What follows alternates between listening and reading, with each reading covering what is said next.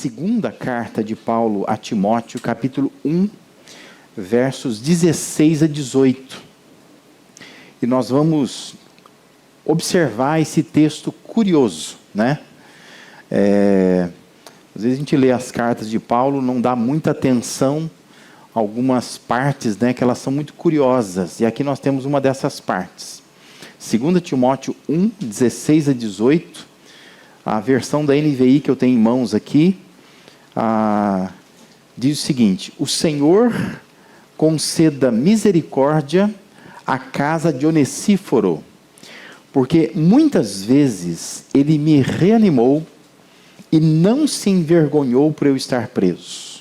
Pelo contrário, quando chegou a Roma, procurou-me diligentemente até me encontrar. Conceda-lhe o Senhor que naquele dia encontre misericórdia da parte do Senhor. Você sabe muito bem quantos serviços ele me prestou em Éfeso. Amém? Tem um autor chamado Dr. Scott Stixel.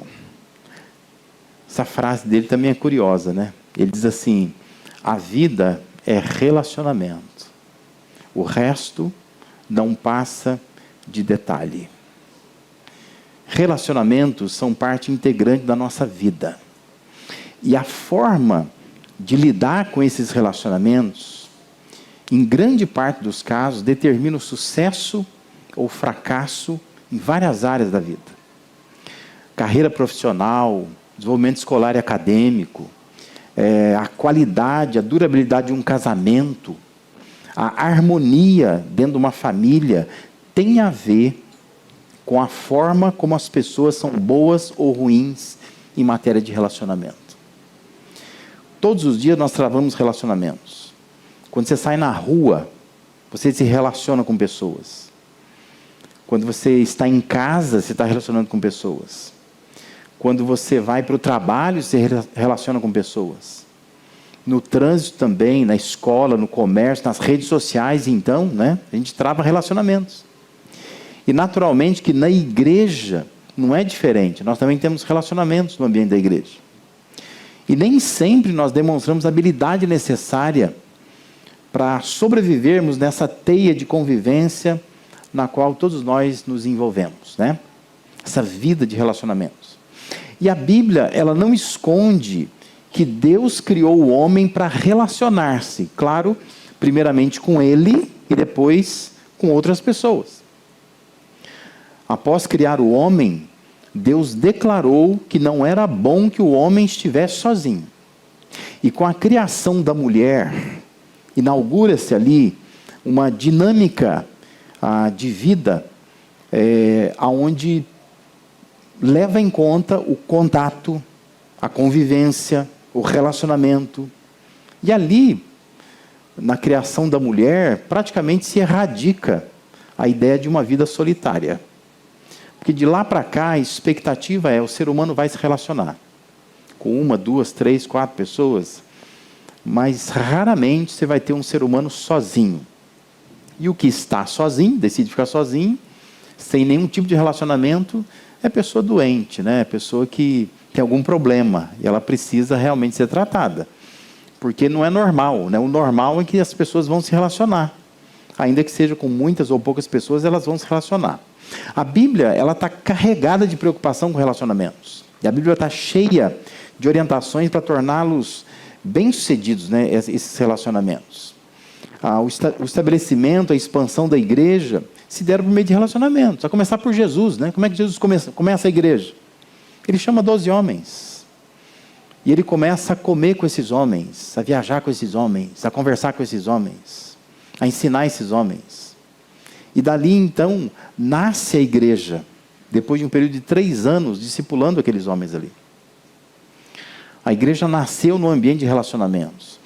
Uma leitura das cartas de Paulo torna notória a importância que ele dava à relação com as pessoas. Ele cita nomes, ele saúda muitas pessoas. Paulo demonstra preocupação, afeto. Ele conta com pessoas para a boa execução do seu ministério. Paulo, por vezes, em suas cartas, ele revela que tinha uma capacidade ímpar de reconhecer valor em algumas pessoas. E é interessante que Paulo ele faz com que pessoas que naturalmente passariam despercebidas pela história, mas ele faz com que as pessoas tenham vida, né? Ele dá vida a alguém que ninguém falava, ninguém se importava. Ele tira da escuridão algumas pessoas e coloca essas pessoas na luz, valorizando essas pessoas. O Onesíforo, que é o texto que nós lemos cita, é um desses que vai aparecer só em 1,16 e depois em 4,19 de segunda carta de Paulo a Timóteo aí, onde vai ter uma saudação à casa dele, a casa de Onesíforo. O que leva algumas pessoas a pensarem que, na verdade, o Onesíforo é homem morto, né? Ele não está falando de alguém que estava vivo ainda. Por isso que ele se refere à casa dele, à família dele, porque esse homem já tinha morrido. Mas Paulo tem uma memória, uma recordação boa dele, e ele cita o nome desse homem. Então, nesse caso, ao escrever para o seu discípulo Timóteo, ele não quer só homenagear o Onesíforo, que talvez já tivesse mesmo falecido, mas também ele quer encorajar o jovem pastor Timóteo acerca do tipo de pessoas que Deus coloca no caminho do cristão. Há daqueles que abandonam e nos fazem sentir sozinhos. Se você ler o versículo 15, que nós não lemos, ele fala do Fígelo e do Hermógenes, pessoas que abandonaram o apóstolo Paulo. E Paulo então está olhando, escrevendo para o Timóteo, jovem pastor, dizendo para ele assim: olha, se prepara, porque no ministério é assim, na vida é assim. Você tem gente que te abandona, gente como o Fígelo, como o Hermógenes, mas também tem gente fantástica, gente como Onesíforo, o sujeito que não te abandona nunca. E pelo que Paulo escreve, o Onesíforo era aquele tipo de pessoa que, se a gente sumisse do mapa, iria buscar a gente lá, né? Iria buscar até encontrar. Era um amigão, como a gente diz hoje. Aquele tipo de gente que abriga dentro de si os melhores sentimentos. E Paulo, então, quer fazer uma recordação e demonstrar um desejo que ele tem, que Deus abençoe a família desse homem. Porque esse homem tinha marcado a vida dele. Então, Paulo, ele estava dizendo assim: o que ele fez por mim foi tão marcante, que o meu desejo é que Deus abençoe a casa dele. Gente assim merece ter a família abençoada, é isso que Paulo está dizendo. Esse texto aqui, essa recordação de Paulo, nos faz pensar não somente em que tipo de pessoas nós queremos ter à nossa volta, mas nos faz pensar no tipo de pessoas que nós podemos ser para outras pessoas. Naturalmente você deve pensar assim: puxa, eu queria Onesíforo na minha vida. Mas eu quero que você pense nessa noite que você precisa ser um Onesíforo na vida de alguém. E também abençoar alguém nas suas relações. Por que o Onesíforo marcou tanto o apóstolo Paulo? As poucas palavras que Paulo usa na sua carta, segunda carta a Timóteo, para se referir a ele, nos leva a crer que ali havia uma relação abençoadora. Paulo se sentiu abençoado pelo relacionamento com esse homem. E por isso que ele o menciona e o aponta aqui para nós e para Timóteo lá. Então eu queria compartilhar nessa noite aqui algumas marcas do que nós chamamos de relações abençoadoras. Ou seja, não é só uma relação abençoada, mas aquela relação abençoadora, que abençoa outra pessoa, que consegue de fato fazer bem para outra pessoa. Quais são as marcas de relacionamentos assim? Primeira marca são as palavras, ou seja, relações abençoadoras são relações que, por meio das palavras, elas animam, levam ânimo, encorajamento às pessoas. Veja que a primeira parte do versículo 16, Paulo escreve assim: o Senhor conceda misericórdia à casa de Onesíforo. Por quê? Porque ele diz assim: porque muitas vezes ele o Onesíforo, me reanimou. Paulo descreve o Onesíforo como alguém que frequentemente trazia ânimo à sua vida. Literalmente, ele trazia refrigério à sua vida. Foram muitas vezes, ressalta Paulo, que ele o encorajou, talvez com suas palavras associadas à sua acolhida, à sua hospitalidade, com o seu jeito de ser, com a forma de tratar o apóstolo Paulo. Mas é certo que as palavras daquele homem dirigidas a Paulo muitas vezes trouxeram alento à sua rotina dura. Isso lembra Provérbios 12, 25. Provérbio 12, 25 diz assim: o coração ansioso deprime o homem, mas uma palavra bondosa anima. Você já viveu isso, né? Aquele dia que você está assim, fiz tudo errado, parece que nada dá certo, não estou me sentindo bem, a roupa que você veste não ficou bacana, né? Você acha que não, parece que a vida está cinza, não está legal. Aí você recebe uma palavra bondosa e aquilo te anima, aquilo te põe para cima, né? Parece que você ressuscita dos mortos quando alguém vem e fala assim. Relações abençoadoras são aquelas que animam a gente. São aqueles relacionamentos que faz a gente se levantar e continuar. São aquelas relações que constroem, que edificam, que alteram o nosso estado de prostração diante de algumas situações que todos nós passamos. Paulo está dizendo, o Onesíforo foi alguém assim para mim. Quantas vezes ele diz, ele me reanimou. Eu estava desalentado, desanimado, desapontado até com a vida. Mas com a sua palavra, ele conseguia fazer uma mágica. E ele me animava. Ele mudava minha perspectiva de vida. E Paulo, com muito carinho, então, faz uma memória a este homem, que provavelmente já estava morto. Ele diz assim, como eu gostaria que Deus abençoasse a família dele. Porque as palavras dele me botaram para cima, muitas vezes. Aquele era um homem que sabia usar a palavra para animar as pessoas. Essa é a primeira marca de relações abençoadoras. Eu queria que você pensasse nisso nessa noite. Se você tem pessoas que te animam, se você está cercado de gente que tem palavra boa para você, que te abençoa, e se você é uma pessoa que você usa a palavra para animar as pessoas, para abençoar as pessoas, para encorajá-las, para estimulá-las a viver de uma forma melhor. Uma segunda marca de relações abençoadoras é a postura.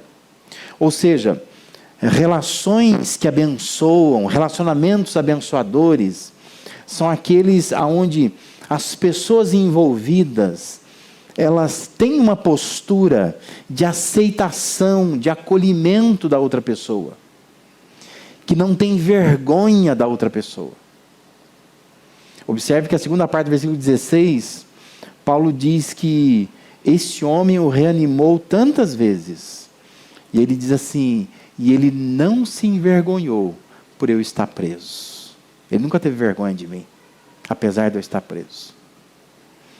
Para Paulo escrever isto, é porque havia pessoas que se envergonhavam dele, pelo fato de que ele estava encarcerado.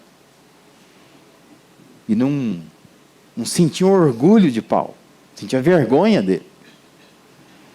Sabe aquelas coisas assim que, quando você está com vergonha de alguém, e aí alguém pergunta, é da sua igreja?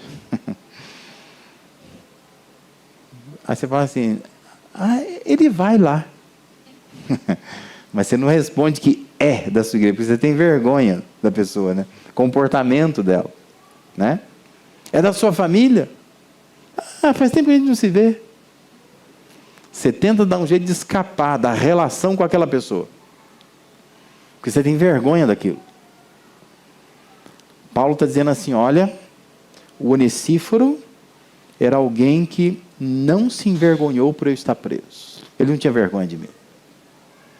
Relações abençoadoras são aquelas que permanecem quando a vida não vai bem. Talvez muitos quisessem ser amigos do apóstolo Paulo. Quem que não queria ser amigo do apóstolo Paulo? Mas talvez pessoas não quisessem ser amigas do aprisionado Paulo.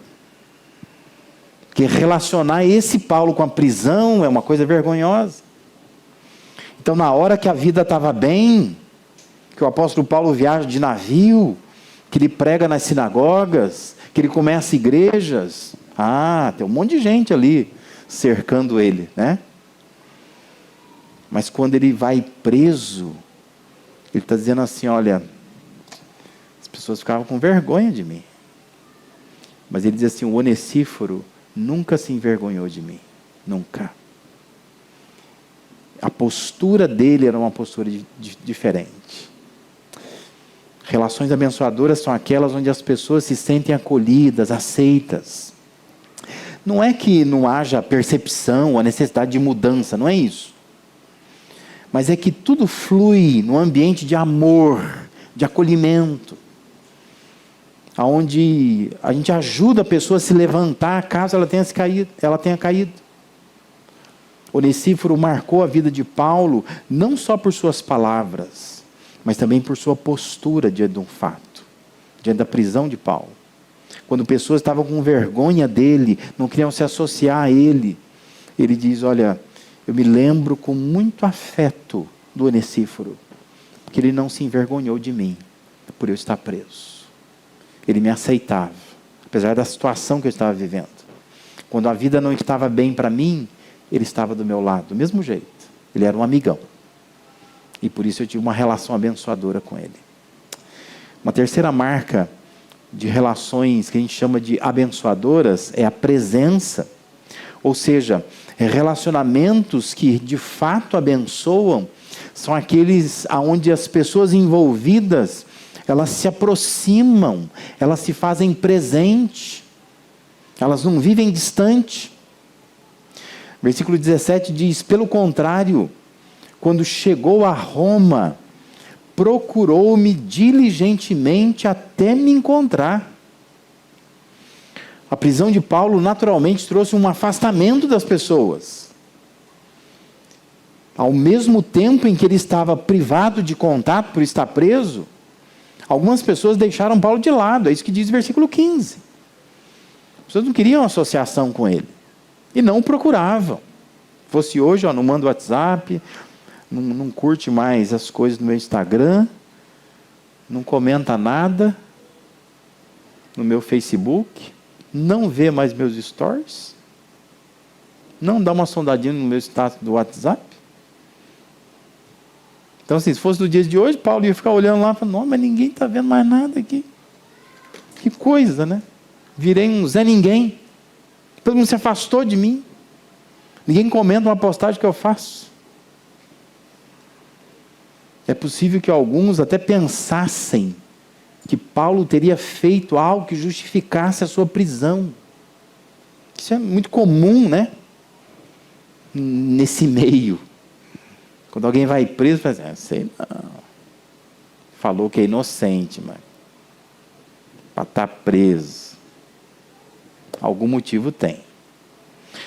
Mas Paulo está escrevendo, dizendo assim, mas o Onesíforo foi alguém que agiu de modo diferenciado. Diferenciado. Ele procurou Paulo. Ele se aproximou. Ele se fez presente. Ele quis saber o que realmente estava acontecendo. Ele não ficou julgando Paulo de longe, mas ele estava presente na vida de Paulo. É provável que essa referência à prisão de Paulo seja um segundo período daquele que nós lemos no livro de Atos, finalzinho de Atos, porque lá em Atos você vê que Paulo estava preso numa casa, ele tinha acesso a pessoas. Mas essa referência aqui é de uma outra prisão, é de um outro lugar. E realmente o Onesíforo, ele precisou buscar informações. E o que Paulo está dizendo é que ele não descansou enquanto ele não encontrou o local onde Paulo estava preso. Sabe, não é aquela coisa de, eu estive em Roma, mas não sei onde ele está preso, voltei. Não. Ele está dizendo assim, ele não descansou enquanto ele não encontrou o local. Ele me procurou diligentemente até me encontrar. Ele queria de fato me encontrar. É engraçado, né? Porque às vezes você conversa com pessoas, né? Elas dizem assim, eu fui visitar alguém, sei lá, apertei a campainha, ninguém atendeu, fui embora. Não! O Onesíforo queria encontrar Paulo. Ele não foi simplesmente olhou e falou assim, olha, fiquei sabendo que ele está preso, ele está em Roma, mas Roma é tão grande. Perguntei daqui, perguntei dali, ninguém sabe informar. Voltei para Éfeso. Não, ele está dizendo assim, o que me marcou na relação com o Onesíforo é que ele me procurou diligentemente até me encontrar. Ele não sabia onde eu estava preso, ele foi saber, ele foi procurar. Quando a gente quer abençoar alguém, quando o relacionamento é diferente, é diferenciado, é abençoador, você procura até encontrar a pessoa. Você quer estar com ela. Encontra meios para isso. Saiba-se que naquela época levava-se meses para se deslocar da cidade de Éfeso até Roma. Não estamos falando de uma viagem curta. Mas o que Paulo está dizendo é que esse Onesíforo, ele não mediu esforços para estar perto de Paulo. Ele se deslocou de Éfeso, onde a carta, Paulo está escrevendo a Timóteo. Timóteo está, a carta indo para Éfeso. Ele se desloca de lá, vai para Roma, atrás do Paulo, e diz que ele me procurou até me encontrar. Porque ele era um homem presente. Essa é uma marca de relações abençoadoras. Pessoas que têm presença. Então, relações abençoadoras são aquelas em que as pessoas se aproximam, que as pessoas se fazem presente uma na vida das outras. Onesíforo marcou a vida de Paulo, não só por suas palavras, não só por sua postura, mas também por sua presença. É um homem que procurava Paulo, queria encontrar Paulo, queria estar perto de Paulo. Não é esse tipo de relação que a gente tem hoje, né? Que a pessoa fala, a gente podia marcar um café a qualquer hora, né? Por que não marca já? Né? Mas essa coisa que a gente tem hoje, né? Uma hora nós vamos marcar um café, hein? Por que você não marca já? Mas essas relações que de fato não se fazem presente, não tem aproximação. E não tem interesse muitas vezes em estar presente. Porque nós estamos cada vez mais online, né? Cada vez mais nas redes sociais, então a gente acha que é suficiente a gente ter esses contatos e não tem a aproximação que é tão necessária para essas relações abençoadoras. E uma quarta marca de relações abençoadoras é a prática. Ou seja, relacionamentos que abençoam, que são abençoadores, são aqueles onde as pessoas envolvidas, elas têm uma prática de apoiar, de ajudar a outra pessoa. Versículo 18, Paulo diz assim, conceda-lhe o Senhor, que naquele dia, ele encontre misericórdia da parte do Senhor. Aí ele fala assim, você sabe muito bem quantos serviços ele me prestou em Éfeso. Paulo está recordando de um tempo ainda mais remoto, mais para trás. Antes da prisão, talvez.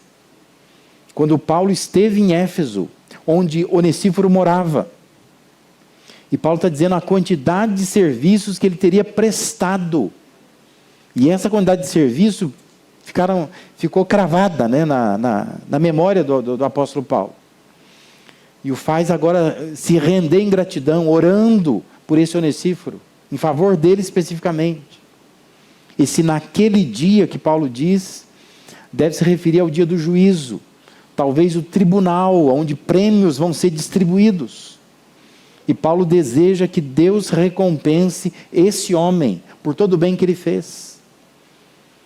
Ele está dizendo, esse homem merece ter galardões, prêmios de Deus, porque ele me deu apoio muitas vezes. A prática dele era uma prática diferenciada. Relações abençoadoras são aquelas que ofertam apoio nas horas que a pessoa precisa. Essa é a prática do relacionamento, não é só palavra, não é só discurso, não é só desejo, mas é prática. É quando realmente faz, é quando põe a mão no bolso, é quando se desloca até a casa da pessoa, é quando leva um prato de comida, é quando socorre a pessoa quando ela precisa. Relações abençoadoras são assim. O Onesíforo, ele marcou a vida de Paulo não só por suas palavras, não só por sua postura, não somente por sua presença, mas também por sua prática. Suas ações foram tão notórias que Paulo está dizendo: você, Timóteo, sabe de tudo que ele me fez. Era visível, as pessoas viam, Timóteo viu como o Onesíforo foi prestativo, como que ele teve uma prática diferente na relação com o apóstolo Paulo. Ele chamou a atenção de Paulo.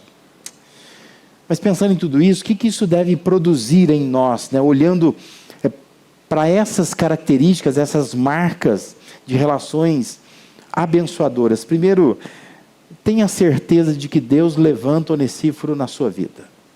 Creia nisso. Nós vivemos cercados por pessoas, mas por vezes nós estamos sozinhos. A verdade é que a quantidade de pessoas que estão buscando algum tipo de ajuda emocional, psicológica, é porque pessoas que estão com algum problema de relacionamento. E nós precisamos crer que Deus levanta pessoas que podem ser amigas de verdade, pessoas que podem nos ajudar, onesíforos, que Deus pode providenciar como providenciou na vida do apóstolo Paulo. Nós vivemos num mundo tão populoso, mas com tão poucos contatos reais, significativos, né? Quantas vezes a pessoa se sente completamente sozinha, num mundo de tanta gente, porque os relacionamentos eles não têm muito significado. Por isso, creia que Deus pode levantar pessoas como Onesíforo para te animar, pessoas que podem te aceitar, que podem se aproximar de você e te apoiar. Amém? Essa é a primeira lição que a gente precisa tirar daqui. Uma outra coisa que deve produzir em nós é a responsabilidade de ser como Onesíforo foi.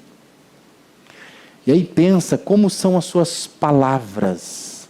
O que você diz para as pessoas? Porque Paulo conta que quando o Onesíforo falava com ele, isso o animava, o reanimava, o encorajava. Alguém um dia poderá falar isso de você? Quando essa pessoa aproximava de mim, quando ela falava, ela me encorajava, ela me animava. Ou as suas palavras, elas derrubam, faz a pessoa cair. A pessoa vinha num momento tão bom, né, tão animada, cheia de perspectiva. Às vezes uma palavrinha sua, plup, despencou a pessoa. Correu o psicólogo já. Porque não são palavras sábias, não são palavras que te animam. Então, é uma responsabilidade nós sermos como Onesíforo foi, pensando nas nossas palavras. Como você se posiciona, que postura que você tem. Você aceita as pessoas em suas falhas, suas limitações. Porque nós vamos criando os nossos nichos, né, de relacionamento. A gente se aproxima de quem a gente tem afinidade. A gente não dá abertura para conhecer outras pessoas. E a nossa postura, muitas vezes, é uma postura muito negativa. Quando você percebe que a pessoa ela é falante demais, por exemplo, né? A pessoa reclama demais. A pessoa, difícil de conversar com ela, porque ela, se arrancar uma coisa dela, tem que ficar puxando conversa com ela. Então nós tendemos a falar, não gosto. Eu gosto de gente mais despojada, que sai falando, né? Como você se posiciona diante de pessoas que são difíceis de lidar? Você aceita as pessoas, você acolhe as pessoas, você tem uma estratégia para modificar essas pessoas. Você é alguém presente. As pessoas podem de fato contar com você. Você está ali, presente. Você se aproxima, você busca as pessoas, você se esforça até encontrar a pessoa. Presença é importante. Você realmente ajuda as pessoas, você está pronto a servir as pessoas. Porque às vezes, a gente tem relacionamentos, relações, mas a gente não está muito preocupado com as pessoas. Se encontrar, encontrou. Mas a gente não vai atrás, não procura saber, né? Você consegue notar, por exemplo, que não está aqui nesta noite e é capaz sim, de se mover essa semana e pensar assim, onde você está? Está tudo bem? Sente só falta domingo, né? Aquele esforço para apoiar, para dizer, está precisando de alguma coisa? Como que eu posso ajudar? Talvez eu não tenha, mas eu posso correr atrás de quem tem e dizer, olha, aquele irmão está com um problema, vamos ajudar? Vamos fazer algum esforço? Responsabilidade de ser como Onesíforo foi. Talvez você está ouvindo tudo isso, quem está em casa, quem está aqui, pensando assim, nossa, mas isso me parece uma mensagem tão humanista. Sabe aquela mensagem que está preocupada com os seres humanos? Isso não parece ter nada a ver com o Evangelho. Mas deixa eu te falar uma coisa. O Evangelho não é humanista. O Evangelho não coloca o ser humano no centro. O Evangelho, ele não reduz ao ser humano todas as soluções dos problemas. Mas presta atenção no que eu vou te dizer. O Evangelho é humano. O Evangelho, ele é humanitário. O Evangelho, ele alcança pessoas, une pessoas, transforma pessoas. Por isso, ao pensar em relacionamentos, é fundamental avaliar em quem o Evangelho de Cristo nos transforma. Lá em 1 João 4,17, existe uma afirmação assim: dessa forma, o amor está aperfeiçoado entre nós, para que no dia do juízo tenhamos confiança, porque neste mundo somos como Ele, como Jesus. Percebe o que o texto está dizendo? Está dizendo que neste mundo nós somos como Jesus é, ou como Jesus foi quando esteve aqui na terra. Jesus vivia cercado por pessoas. Jesus falava com pessoas. Jesus defendia as pessoas porque ele amava as pessoas. Jesus estava presente com elas. Jesus tinha práticas que demonstravam o quanto ele queria unir pessoas e o quanto ele queria transformar o mundo através dessas pessoas. Por isso que eu falo, o Evangelho não é humanista, mas o Evangelho é humano. O Evangelho que atingiu os humanos. E por isso nós precisamos pensar em relacionamentos como resultado de um Evangelho bem implantado na vida nossa.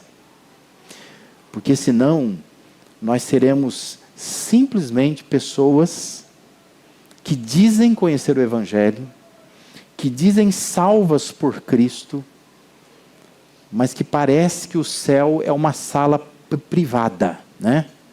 A gente entra lá e é nós e Deus, não vai ter ninguém lá.